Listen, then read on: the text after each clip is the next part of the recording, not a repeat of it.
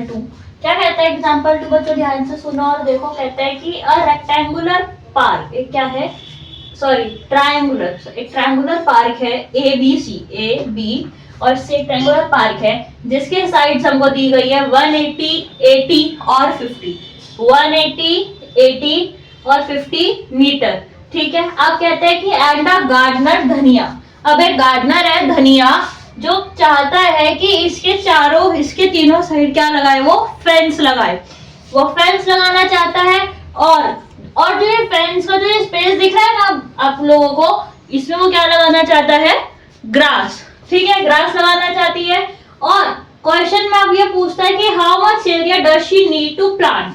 पहली बात क्वेश्चन में ये पूछ रहा है कि उसको कितना एरिया जरूरत होगी प्लांट्स को लगाने के लिए। ठीक है, दूसरी बात क्या पूछ रहा है, find the cost of fencing. अब हमें कितना उसका खर्चा आएगा फेंसिंग पे वायर लगाने का। अगर उसमें 1 मीटर का खर्चा कितना आता है, 20 रुपए आता है, तो बाकी का कितना खर्चा निकलेगा। ठीक है, और इसने कंडीशन दी है, क्या कंडीशन दी है कि एक एंट्रेंस है उस पर आपको 3 मीटर वाइड का गैप छोड़ के आपको बाकी का एरिया कैलकुलेट करना है। I hope question is clear आप लोगों को। एक बार मैं दोबारा और बता देती हूँ क्वेश्चन क्या है ये, और ये बहुत इंपॉर्टेंट क्वेश्चन है, जरूर आता है, बिल्कुल आता है, या तो डिजिट चेंज करके आएगा या फिर as it is same to same आएगा। ठीक है, तो इस क्वेश्चन को ध्यान से सुने और समझे। मैं आपको दोबारा एक्सप्लेन कर देती हूँ कि ये क्वेश्चन क्या कह रहा है। ये क्वेश्चन कह रहा है कि एक ट्रायंगुलर पार्क है ए, बी और सी जिसकी साइड्स आपको 180, 50 और 80 मीटर दी गई है। ठीक है, अब एक गार्डनर है, मालिन है धनिया, वो इसके आसपास एक फेंस लगाना चाहती है जो वायर्ड है। ठीक है, नुकीलों वाली वायर जिसको कहते हैं वो लगाना चाहती है। और जो वायर लगाएगी उसके बाद वो क्या लगाना चाहती है, ग्रास उगाना चाहती है वहां पे। ठीक है, ग्रास उगाना चाहती है। और क्या कहता है क्वेश्चन, और ये कहता है कि जो उसका वायर लगाने का जो खर्चा आएगा ना बच्चों, वो कहता है कि 20 रुपए 1 मीटर का है। क्या कहता है, 20 रुपए 1 मीटर का है। तो पूरे एरिया में जो वायर लगाएगा तो उसका कितना खर्चा आएगा। ठीक है, समझ आ गई बात। और कंडीशन क्या कहता है, कंडीशन ये दे रखी है कि उसमें 3 मीटर चौड़ा, माने 3 मीटर चौड़ा एक गेट है जो आपको स्पेस छोड़ के बाकी का आसपास का निकालना है। ठीक है, तो चलिए आइए अभी हम सबसे पहले क्या करेंगे इस क्वेश्चन को सॉल्व करने के लिए। सबसे पहले इसका हम सेमी पैरामीटर निकालेंगे। क्यों, क्योंकि हमें सीधा सीधा भी क्या निकालना है, एरिया निकालना है। तो सेमी पैरामीटर निकालने के लिए क्या करते हैं हम लोग, a plus B plus C divided by 2।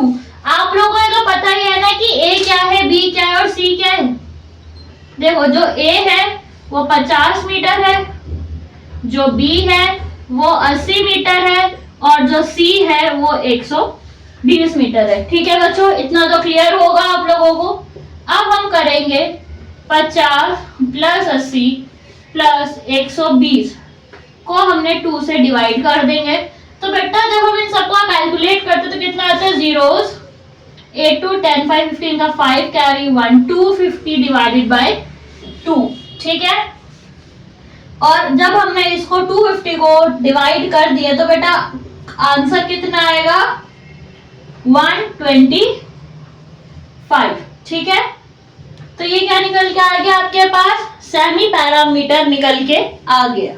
ठीक है, अब हमको क्या निकालना है, एरिया निकालना है। एरिया का फॉर्मूला क्या लगाएंगे हम, चलिए अब एरिया निकालेंगे। एरिया का फॉर्मूला लगाते हैं। एस तो समझ आ गया ना कि एस कितना है हमारे पास, 125 सेंटीमीटर।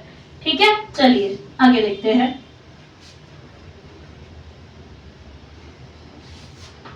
तो हमने यहाँ लिख लिया था कि हमारे पास एस कितना आया भाई, 125 सेंटीमीटर।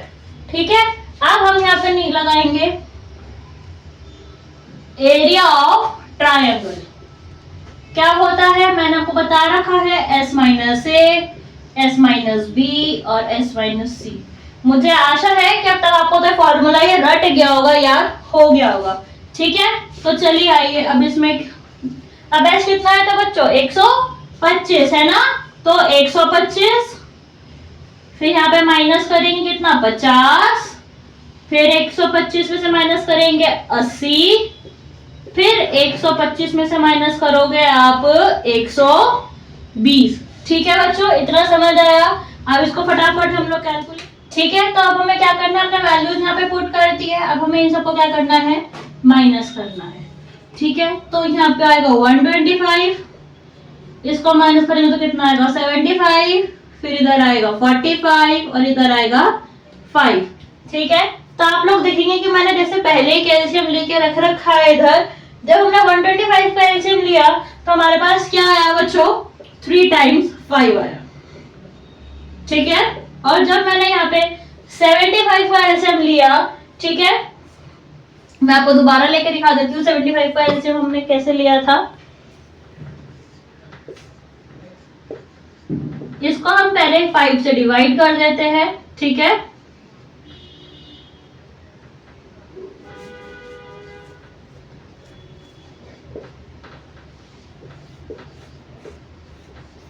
तो हमारे पास यहाँ पे क्या आया, 2 टाइम्स 5 आ गया और 1 टाइम 3 है। ठीक है, अब हम यहाँ पे 45 का डिवाइड लेते हैं, एलसीएम लेते हैं, तो हम आपको पता है 5 9 जा, 3 3 जा, 3 1 जा, राइट। तो यहाँ पे हो जाएगा 5 3 इंटू 3, दूसरा हमारे पास 5 ही है तो सेम ही रहेगा, है ना। ठीक है, अब हमने क्या लिया, यहाँ पे कॉमन पेयर ले लिया। अब हम देखो, आपको यहाँ पे वर्ड्स के नंबर्स नीचे एक छोटा छोटा लाइन दिख रहा है ना, इन्हीं लाइन को हमें क्या लेना है, नंबर्स को कॉमन लेके बाहर लिखना है। ठीक है, जैसे हमने ये लिखा है 5, फिर इन दोनों को 5, फिर एक ये 5 और एक ये 5, फिर एक ये 3 और एक ये 3, और जो नंबर बच गए वो कहाँ जाएंगे बच्चों, रूट में। और जब हम इनको सॉल्व करेंगे तो इसका आंसर आएगा 375 रूट 50 सेंटीमीटर में, सेंटीमीटर है मीटर है, मीटर है बच्चों, तो मीटर स्क्वायर। ये क्या निकल के आ गया हमारे पास, area of triangle by using Heron's formula. ठीक है, अभी हम देखो, चलो आगे क्या पूछता है वो, क्या उसको कितना एरिया लगेगा प्लांट करने के लिए, है ना। तो सबसे पहले अब तो क्या करेंगे, अब हम सीधा सीधा हम normal sum of all side से क्या निकाल देंगे, पैरामीटर निकाल देंगे। ठीक है, ऑफ ट्रायंगल, तो यहाँ पे हम लिखेंगे पैरामीटर क्या है हमारे पास, है A B plus B C plus में सी ए। ठीक है बच्चों, तो अब ए बी कितना है, ध्यान रखो 50, और BC है 120 और CA है 80। ठीक है बच्चों, अब इसको कैलकुलेट कर लो, तो 0 0 0 8 to 10 और 5 15 और 1 250। ठीक है, हमारे पास पैरामीटर कितना आ गया, 250 आ गया। अब उसने क्या बोला था, हमको कंडीशन दी थी ना कि हमें इसमें से 3 मीटर वाइड का क्या करना है, स्पेस छोड़ना, माने हमें जितना भी एरिया है उसमें से 3 मीटर क्या कर देना है, हमको माइनस करना है। तो जो भी हमारे पास 250 मीटर आया था ना बच्चों, इसमें से हम क्या करेंगे, अब यहाँ पे लिखेंगे living space is equals to 250 minus 3, तो कितना आ गया, 247 आ गया। अब और क्या पूछे कि उसका कितना, आपके पास 1 मीटर का कितना खर्चा आता है, 20 रुपए आता है, तो 247 मीटर का कितना खर्चा आएगा, तो हमें सीधा सा करना है, rate equals to 20 multiply by 247। ठीक है, चलो बच्चों आप लोगों को एक ट्रिक बताती हूँ मैं। जब भी हमें कोई दो ऐसे नंबर मिल जाए कि जिसका वंस प्लेस पे क्या आ रहा हो, 0 आ रहा हो, तो हम सीधा डायरेक्ट उस नंबर को टेंस की प्लेस से मल्टीप्लाई कर देते हैं। समझ आई बात, दोबारा बताती हूँ। अगर आपके पास कोई ऐसे 2 डिजिट हो, ऐसी कोई भी 2 डिजिट हो जिसकी वंस प्लेस पे क्या हो, जीरो हो और टेंस प्लेस पे कोई अदर नंबर हो, तो क्या करेंगे हम उस डिजिट को सीधा टेंस प्लेस से मल्टीप्लाई कर देंगे। देखो कैसे करते हैं, हम यहाँ लिखेंगे 247 मल्टीप्लाई बाय 2, ऐसे करते हैं ना बेसिकली आप मल्टीप्लाई। तो स्टिल में 14 का 4 1, 2 4 8 1 9, 2 2 4। अब हमारे पास एक जीरो बचा ना, इसको हम जीरो को यहाँ लगा देते हैं। ठीक है, अपना फिर जीरो को कहाँ लगाएंगे, इधर लगा देंगे, तो आंसर हो जाएगा 4940 रुपीज का उसके पास क्या आएगा, टोटल खर्चा आएगा। समझ आ गया बेटा क्वेश्चन? मैं आशा करती हूँ कि आपको ये पूरा क्वेश्चन अभी समझ आ गया होगा और बहुत इजी है। अगर आपको अभी भी कुछ डाउट्स है तो आप मेरे नंबर पे व्हाट्सएप करें, मुझे मैसेज करें, और या फिर कमेंट बॉक्स में भी आप मैसेज कर सकते हैं, आपको श्योरली आंसर्स मिलेगा।